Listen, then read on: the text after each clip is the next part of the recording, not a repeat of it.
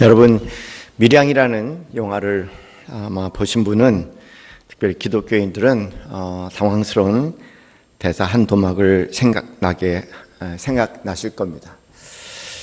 주인공이 아들 준이를 그렇게 잃고 난 후에 하나님께 외치는 소리가 있죠. 만일 하나님이 계시다면, 하나님의 사랑이 그렇게 크시다면 왜 우리 준이를 그렇게 내버려 두셨나요? 아마 하나님이 전지전능하시고 사랑이시다면 어떻게 준이를 그렇게 내버려 두실 수 있습니까? 어떻게 당신이 정말 그러시다면 나에게 이런 불행한 일이 일어날 수 있습니까? 저는 남편을 잃고 남편의 채취가 있는 남편의 고향 밀양까지 내려와서 아이와 함께 살려고 했는데 그 아이마저 걷어가신 그 하나님을 향하여서 외치는 소리라고 그렇게 이해할 수 있겠죠. 세월호 사건 가운데서 역시 또 그리스도인들 가운데서 아마 그런 질문을 마음 가운데 두고 계신 분도 계시라고 생각을 합니다. 우리 전통적인 기독교 신학에서 가장 불편한 문제 중에 하나가 악에 대한, 우리 주위에 일어나는 악에 대한, 불행한 일에 대한 이성적으로, 그리고 모든 사람들이 납득할 수 있도록 설명해 주는 것이 참 어렵습니다. 무한하시고 무한히 선하시고 전능하신 하나님께서 왜 세상에 그렇게 많은 자연적인 악과 그리고 도덕적인 악을 허락하셔서 인간뿐만 아니라 모든 피조물이 함께 신음하고 고통하게 하시는가? 자연의 악은 가뭄도 있고 기근도 있고 홍수도 있고 우리가 얼마 전에 본 것처럼 쓰나미도 있고 태풍, 지진, 화산 폭발, 뭔가 여러 가지 질병들, 그것으로 인해서 동물, 식물, 인간까지 목숨을 잃어가는 그런 안타까운 일들을 바라볼 때 우리 마음에 사실 그런 질문들이 들기도 합니다. 뿐만 아니라 도덕적인 악도 있습니다. 살인, 강간, 폭행, 그리고 사기, 상해, 증오, 왕따, 소외, 온갖 이런 일들 가운데 있을 때, 또 내가 사랑하는 자녀들이 이런 일을 경험하고 있을 때 우리 또한 그런 질문을 하게 되죠. 인간이 실제로 살면서 이 땅의 악과 불행을 경험할 때마다 던지는 질문입니다. 그런 질문에 대해서 마땅히 대답한다는 게 쉽지가 않지 않습니까? 종교는 오랫동안 이런 문제를 가지고 고민해 왔습니다. 불교는 전생설을 얘기하면서 전생에 업이 많아서 업보를 치르고 있다. 그러니까 지금 제대로 살아야 된다. 그러면은 그런 일에서 면하게 될 것이다. 그런 얘기를 하지만 말 그대로 하나의 이론일 뿐 실제로 납득하지 않는 그런 말이죠. 기독교도 기독교 역사만큼이나 오랫동안 이 문제를 가지고 싸웠습니다. 기독교에서 이에 대해서 쓰는 용어가 신정론 또는 신변론이라고 얘기하죠. 신은 하나님을 얘기하고 정은 올바른 정자론. 그 얘기는 뭐냐면 신변론, 신정론이라는 것은 하나님은 공의로우시다. 하나님을 그렇게 변호하는 말입니다. 특별히 이 서구 기독교 신앙에서는 전제 조건이 있어요. 뭐냐면 아주 공고한 전제 조건인데, 첫째, 하나님은 전지전능하시다. 둘째, 그 하나님은 선하시고 사랑이시다. 이 두 가지는 성경의 절대적인 전제입니다. 그렇다면 얼른 생각해 볼 때, 그렇다면 세상에 악이 존재하지 않지 않겠습니까? 그런 면에서 몹시 악은 이런 전제 조건에 딜레마가 되는 거죠.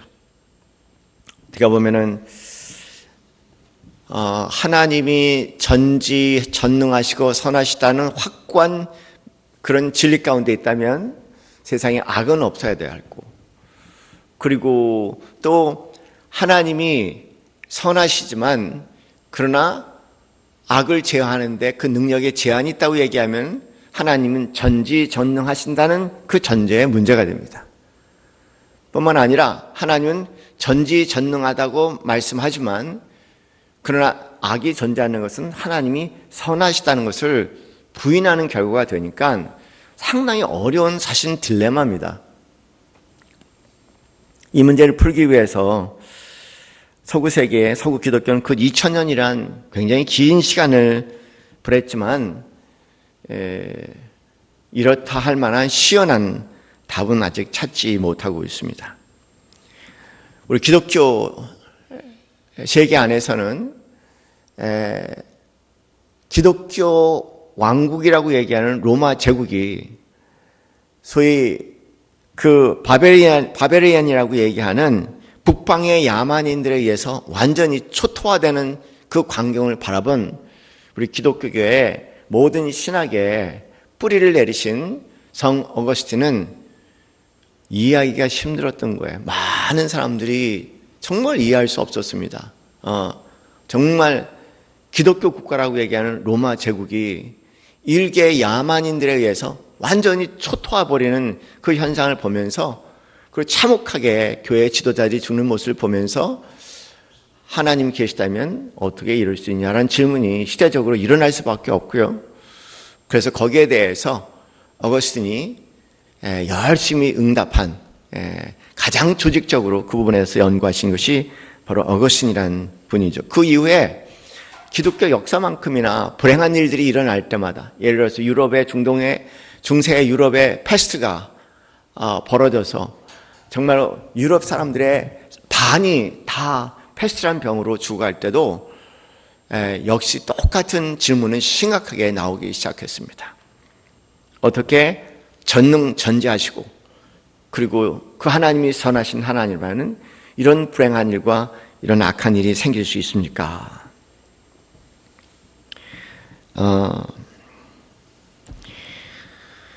제가 이 짧은 시간에 거기에 대해서 여러분과 함께 얘기를 나눈다는 것은 언어 도단이라는 건 금방 아마 느끼실 수 있을 겁니다. 그래서 오늘 본문 안에서 우리가 소화해낼 수 있을 만큼만 한번 그 질문에 대해서 생각하면서 고난주간에 대해서 좀 함께 생각해 볼 수 있는 시간이 됐으면 좋겠어요. 오늘 본문이 그렇게 시작이 됩니다. 예수님께서 당신이 어떤 고난과 어떤 죽음을 당하실 것이라는 것을 제자들에게 말씀하시죠. 그 중에 그 이야기를 듣고 가장 충성스럽다고, 그리고 예수님께 반석이란 그런 이름을 들었던 베드로가 예수님을 붙들고 22절 말씀 보면 예수님을 붙들고 항변했다라고 기록하고 있습니다. 항변해서 주여 그리 마옵소서 이리 결코 주께 미치지 아니하리라, 이렇게 예수님을 붙들죠. 그 뜻밖의 예수님의 응답은 23절 말씀에 예수께서 돌이켜서 베드로에게 이르시되 사탄아 내 뒤로 물러가라. 너는 나를 넘어지게 하는 자로서 내가 하나님의 일을 생각하지 아니하고 도리어 사람의 일을 생각하는도다 말씀하십니다. 그리고 이어서 제자들에게 누구든지 나를 따라오려거든 자기를 부인하고 자기 십자가를 지고 나를 따를 것이라 말씀하시면서 누구든지 제 목숨을 구원하고자 하면 잃을 것이요 누구든지 나를 위하여 제 목숨을 잃으면 찾으리라고 말씀하시죠. 사람이 만일 온 천하를 얻고도 제 목숨을 잃으면 무엇이 유익하리요 사람이 무엇을 주고 제 목숨을 바꾸겠냐고 아주 강하게 그렇게 말씀을 하십니다. 우리 16장 24절 말씀, 우리 암송한 말씀이죠. 그죠? 2주 전에 암송한 말씀인가 그럴 겁니다. 자기를 부인하고 자기의 주어진 십자가를 지고 나를 따르라는 말씀입니다. 사랑하는 성도님들, 십자가는 고난이죠. 그죠? 십자가는 고난입니다. 말할 수 없는 고난이에요. 상상을 초월하는 고난입니다. 난 십자가만 봐도 가슴이 떨릴 것 같아.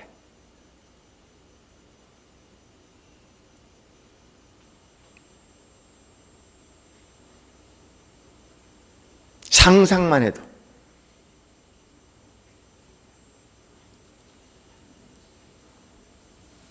그런데 예수님께서는 그 고난을 긍정하셨습니다.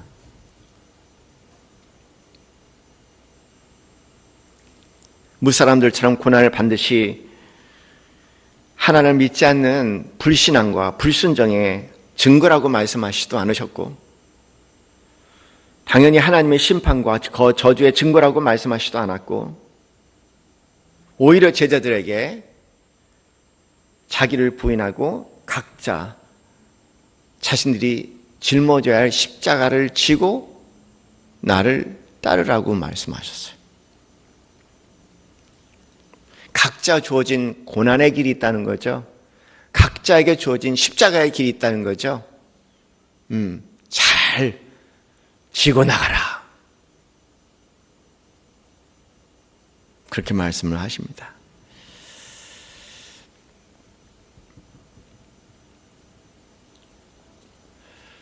한번 이런 생각을 해봤으면 좋겠어요. 믿지 않은 사람은 모르겠지만 예수 그리스도를 믿는 사람, 하나님의 사랑의 증거인 십자가, 이 십자가를 붙들고 살아가는 사람들에게 고난이란 아주 적극적인 긍정이라는 거.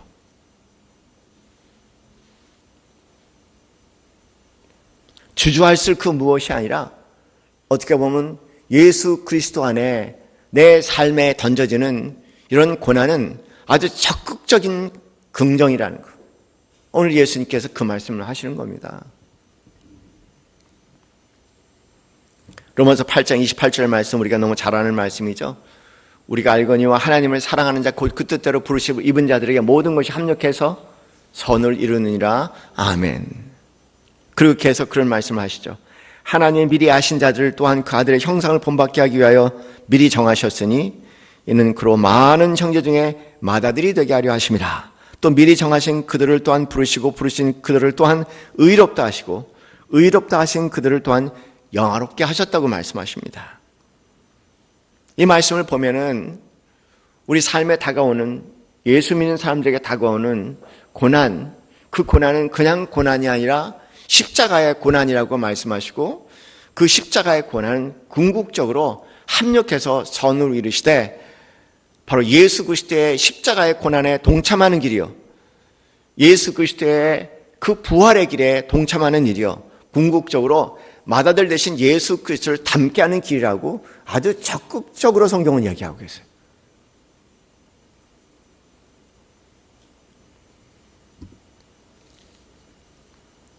우리 찬양했고, 그리고 새벽기도 때 말씀드린 것처럼 하나님 독생자 예수 그리스도를 이 땅에 우리 죄인들을 위해서 화목제물로 보내신 그 하나님은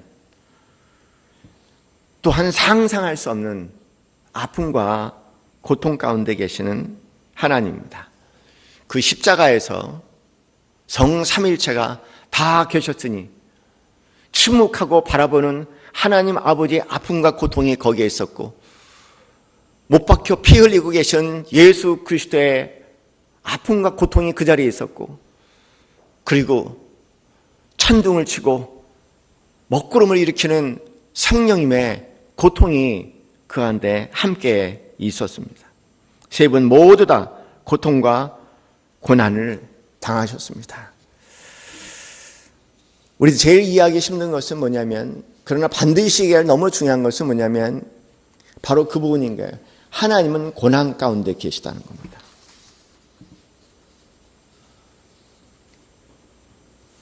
하나님은 고난 가운데 계시다는 겁니다. 하나님은 고통 가운데 계시다는 겁니다. 제가 볼 때 제일 어려운 부분인 것 같아요. 간절히 기도합니다. 하나님, 이런 고통과 고난 가운데 아직도 서 계신 하나님을 느낄 수 있도록 도와주세요. 그런 모든 문제가 해결될 것 같아요.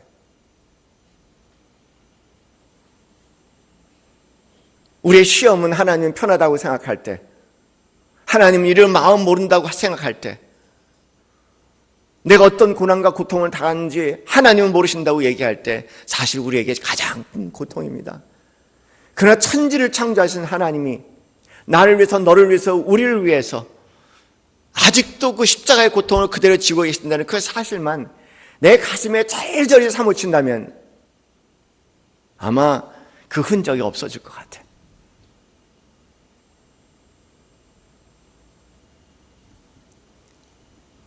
그렇다고 우리가 일부러 고통을 만드는 건 아닙니다.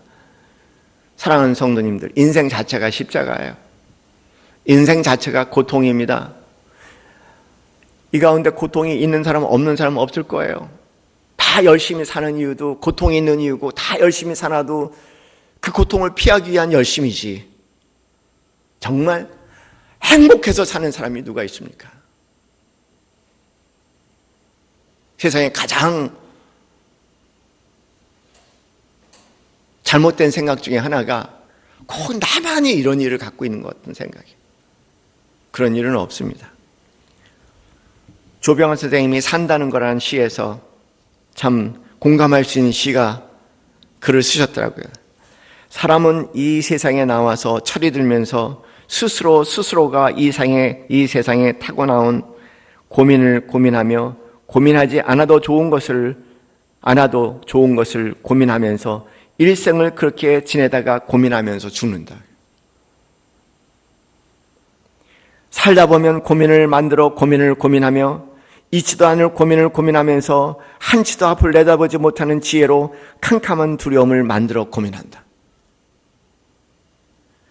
어둠은 어둠으로 안없이 이어지며 뚫리고, 두려움은 두려움으로 한없이 이어지며 뚫리고, 근심과 안심은 근심과 안심으로 이어지며 뚫리고 순간순간 아슬아슬하게 산다. 이 아슬아슬한 인생의 길 살며 얼마나 많았던 그 캄캄한 고비였던가. 사람은 이 세상에 나와서 죽을 때까지 한치 앞을 알 수 없기 때문에 고민을 고민하며 살며, 고민을 만들어 고민을 살며 스스로가 타고난 고민을 살다 간다. 누구의 모습인 것 같아? 삶이 그렇지 않은가?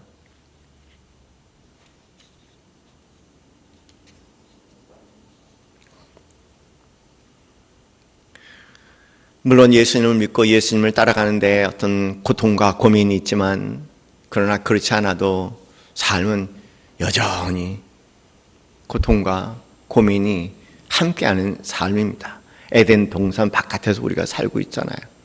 그러나 이런 피할 수 없는 고통과 또는 이 고난이라는 것이 십자가의 고통과 고난이 된다면 저는 특별한 의미의 고통과 고난이 될 수 있다고 생각합니다. 십자가를 보라는 겁니다. 믿음의 지혜 온전케 하신 예수를 바라보라는 것은 그 십자가를 보라는 겁니다. 그 십자가를 보라는 겁니다. 하나님이 나를 사랑하신다는 십자가, 그 십자가를 보라는 겁니다.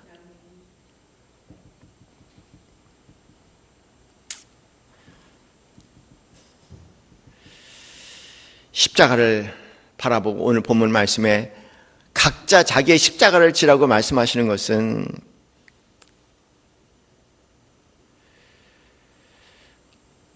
우리의 고통을, 우리의 고난을 느끼라는 겁니다.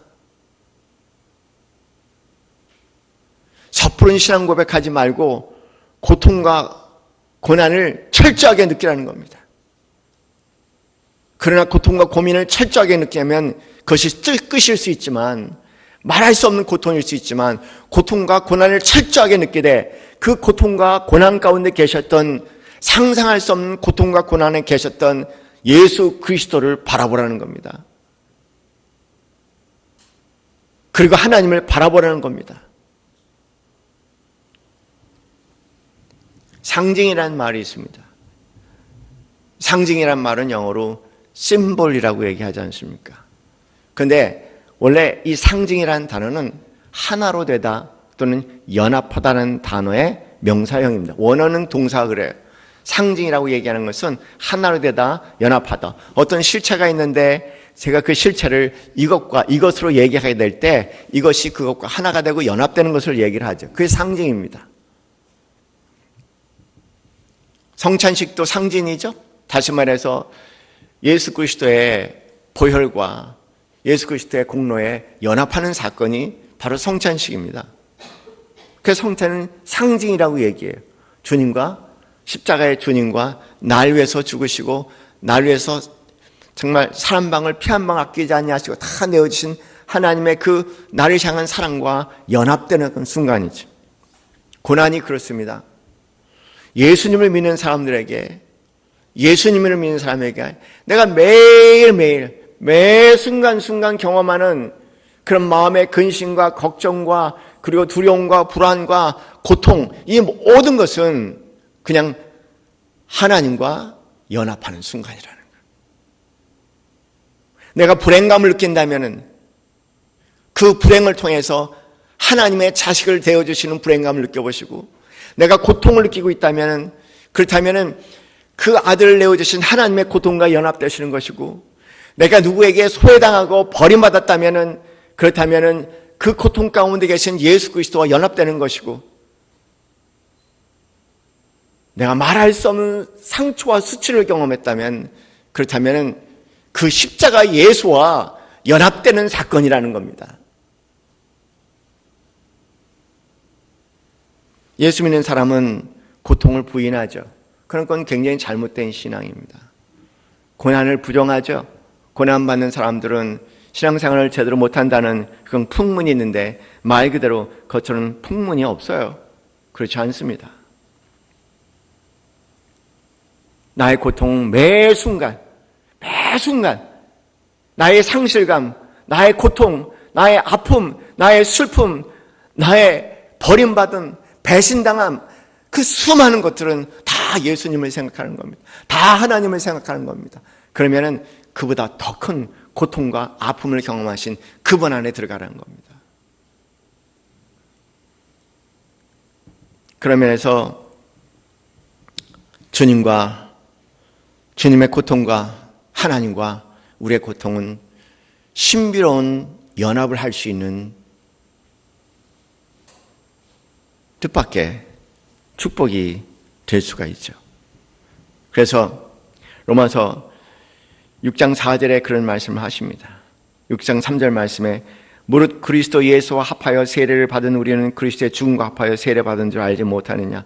그러므로 우리가 그의 죽으심과 합하여 세례를 받음으로 그와 함께 장사되었나니 이는 아버지의 영광으로 말미암아 그리스도를 죽은 자 가운데서 살리신 같이 우리도 또한 새 생명 가운데 행하게 하려 하심이라.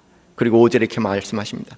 만일 우리가 그의 죽으심 같은 모양으로 연합한 자가 되었으면, 연합이라는 단어가 be united in Christ, 예수 그리스도와 연합된 자, 연합자가 되었으면 또 그의 부활과 같은 모양으로 연합될 것이다. 신비로운 것 중에 하나가 뭐냐면 정말 나의 고통을 통해서 하나님의 고통, 십자가의 고통과 내가 만약 연합될 수만 있다면, 나의 고통을 통해서 하나님 아버지의 고통과 나를 향한 고통, 너를 향한 고통, 이를 향한 고통, 예수 그리스도의 십자가의 고통과 연합되어질 수만 있다면 그 안에 신비로움을 올리는데 그것을 넉넉히 이길 수 있는 힘이 그 안에 있다는 겁니다. 그것이 부활이라고 얘기하세요. 우리가 우리의 고통에서 벗어나지 못하는 이유는 십자가를 못 보기 때문에 그래요. 그분의 고통이 무엇인지를 모르기 때문에 생기는 문제입니다. 우리가 고난 가운데 고난당하는 이유는 십자가가 보이지 않아서 그런 거죠. 고난 중에 갇힌 십자가를 바라본다면 내 고통은 그분과 연합되는 매우 신비로운 상징이 되겠고, 연합되는 과정 가운데 하나님께서 치유해 주시고 회복해 주시는 놀라운 은혜를 경험할 수 있는 그런 순간이 될 수 있다는 것을 오늘 본문에서 예수님께서 말씀하십니다. 생명이라고 얘기하세요. 십자가를 져라. 십자가를 져라. 주님을 바라봐라. 내 십자가를 져라. 내 고통을 바라보되 주님의 고통을 봐라. 하나님 아버지의 고통, 신음소리를 들으라고 얘기해요.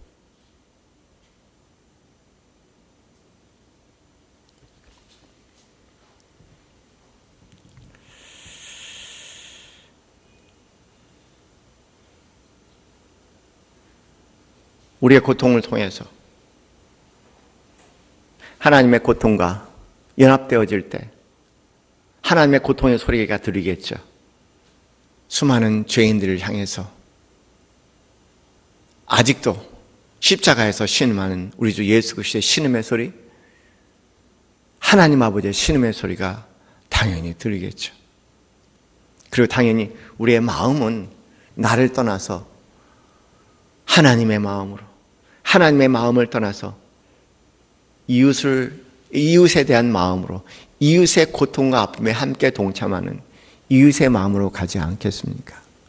그렇게 보면은 시작은 거긴 것 같아. 고통을 느끼라는 겁니다. 아주 충분히 느끼라는 겁니다. 도망갈 것으로 생각하지 말라는 겁니다. 도망가게 해달라고 기도도 하지 말라는 겁니다.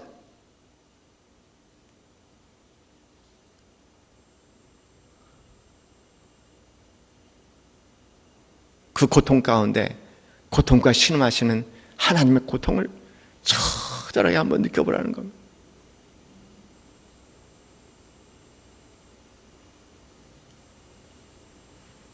천분의 일, 만분의 일도 되지 않은 나의 고통으로 그분의 고통을 느껴보라는 겁니다.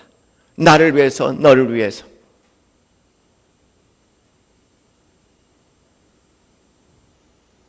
그리고 그분의 고통이 느껴진다면 아마 우리는 드디어 그 안에서 이웃 사랑이란 작은 몸짓을 할 수 있겠죠.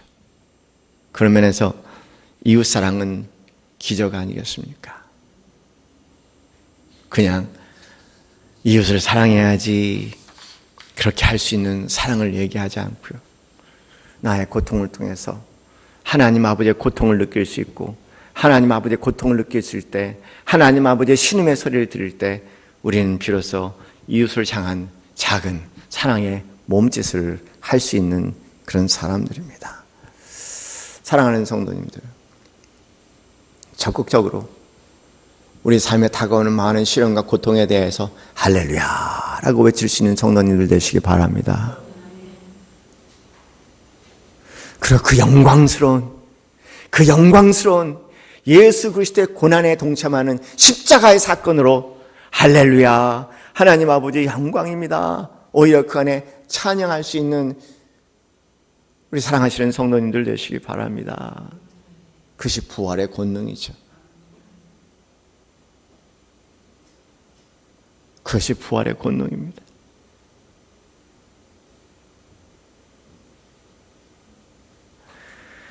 고난주간이 복되다고 얘기하는 것은 주님께서는 저주지만 우리에게는 우리가 받는 고통과 아픔이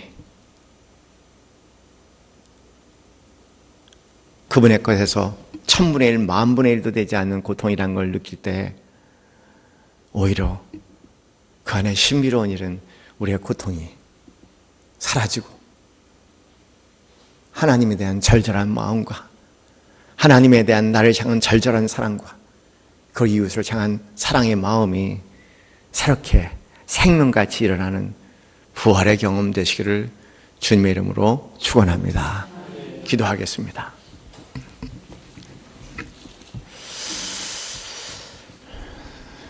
하나님, 느끼게 하옵소서. 우리의 고통을 느끼게 하옵소서. 느끼나 느끼지 않나 우리의 삶은 이 땅에 사는 동안 다양한 형태의 고통에 젖어 삽니다. 내 자신의 고통, 배우자의 고통, 결혼 생활의 고통, 자녀들의 고통, 성도님들의 고통,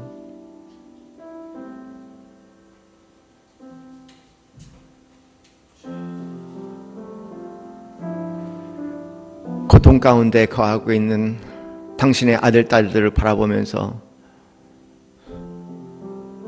목자라서 아무것도 할 수 없는 제 자신의 모습을 바라보며 어떤 때는 이 가는 길을 포기하고 싶을 정도의 고통을 느끼기도 합니다.